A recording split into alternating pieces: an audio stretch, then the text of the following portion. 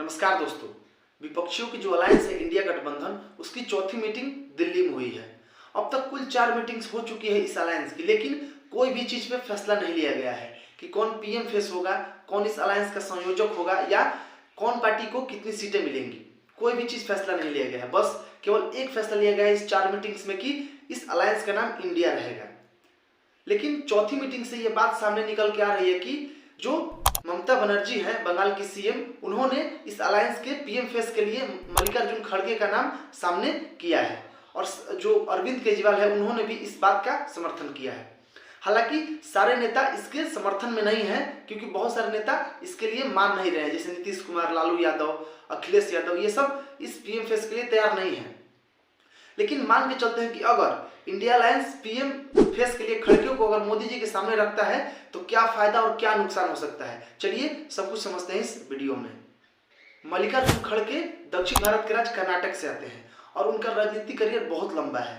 पिछले 50 सालों से वो राजनीति में है। 9 बार विधायक रह चुके हैं, 2 बार लोकसभा सांसद और पिछले कुछ सालों से वो राज्यसभा के सांसद हैं और राज्यसभा में वो विपक्ष के नेता हैं और पिछले कुछ सालों से वो कांग्रेस के अध्यक्ष भी हैं। तो उनका जो राजनीतिक करियर है बहुत लंबा है और अच्छा खासा इनको अनुभव है राजनीति का। अब अगर इंडिया अलायंस इनको पीएम फेस बनाती है तो अलायंस को 2 बड़ा फायदा मिल सकता है। पहला फायदा यह है कि अभी कोई भी नेता, मतलब दक्षिण भारत के नेता, राष्ट्रीय स्तर पर राजनीति नहीं कर रहा है, वो केवल एक मल्लिकार्जुन खड़गे ही है। तो इसका बड़ा फायदा अलायंस को मिल सकता है, क्योंकि जो बीजेपी है उसका भी दक्षिण में कोई खास जनाधार है नहीं।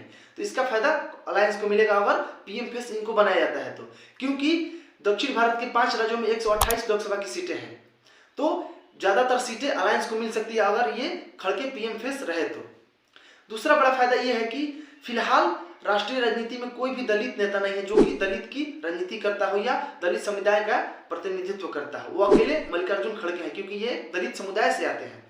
कांसीराम के बाद कोई भी ऐसा नेता मतलब राष्ट्रीय स्तर पे नहीं पहुंचा है। तो फिलहाल ये खड़गे के पास ये मौका है कि अगर ये दलित की राजनीति करते हैं और इन्हें पीएम फेस बनाया गया तो जो बिहार, यूपी, तमिलनाडु में बहुत ज्यादा दलित के वोट हैं वो इंडिया अलायंस की तरफ ट्रांसफर हो सकते हैं। लेकिन ये बहुत आसान होने वाला नहीं है, क्योंकि सबसे पहली बात ये बता दें कि जो कांग्रेस है वो क्या खुद खड़गे को पीएम फेस एक्सेप्ट करेगी? क्या जो गांधी परिवार है, सोनिया गांधी है और बहुत सारे कांग्रेस के जो नेता हैं वो राहुल गांधी को पीएम बनना चाहते हैं, क्या वो खड़गे को पीएम फेस एक्सेप्ट करेंगे? ये सोचने वाली बात है।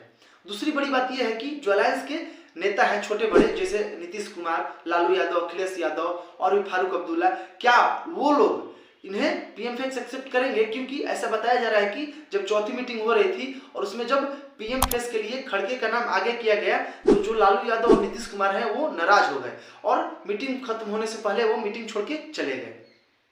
तो ऐसे में लगता है कि ये बहुत ही कठिन कार्य है कि इंडिया अलायंस के लिए कोई भी एक आदमी को पीएम फेस नॉमिनेट करना। अब अगर मान के चलिए कि अगर अलायंस खड़गे को मोदी जी के सामने अगर रख भी देता है 2024 में, तो क्या खड़गे मोदी जी को चुनौती दे पाएंगे? चलिए समझते हैं। क्योंकि जो अलायंस है इंडिया अलायंस, उसके पास देश के लिए ना कोई फ्यूचर प्लान्स है।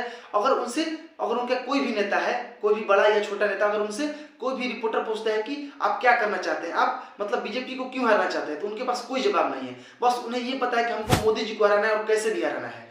उनको देश के लिए कोई भी मतलब फ्यूचर प्लान नहीं, मतलब देश कहां से कहां जाएगा या देश के लोगों के लिए क्या करना है, इंफ्रास्ट्रक्चर कैसे डेवलप करना है, उनके पास कोई प्लानिंग नहीं है। वहीं दूसरी तरफ जो मोदी जी हैं, उनके पास पूरे देश के लिए ब्लूप्रिंट है। उनको सब पता है कि अगले तीसरे कार्यकाल में उनको देश को टॉप 3 में लाना है, अर्थव्यवस्था को यहाँ पहुंचाना है, इंफ्रास्ट्रक्चर को ऐसे करना है, रेलवे को इतना बढ़ाना है, एयरपोर्ट को इतना बढ़ाना है, फार्मेसी सेक्टर को इतना बढ़ाना है। उनको सब चीज पता है और पिछले 10 साल में उन्होंने काम करके दिखाया भी है जनता को, और जनता जो है उन पर विश्वास भी कर रही है।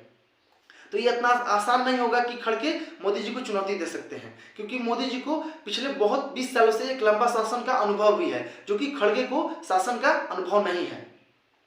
और जब से ये 3 राज्यों में बीजेपी की जीत हुई है, तब से मोदी गारंटी की ही हर जगह पे चर्चा हो रही है, क्योंकि केवल मोदी गारंटी से ही राज्य में जीत मिल जा रही है। तो 2024 तो लग रहा है कि पक्का ही है। तो दोस्तों, अगर इन्फॉर्मेशन अच्छा लगा हो तो एक लाइक करिएगा, चैनल को जरूर सब्सक्राइब करिएगा। तब तक के लिए धन्यवाद।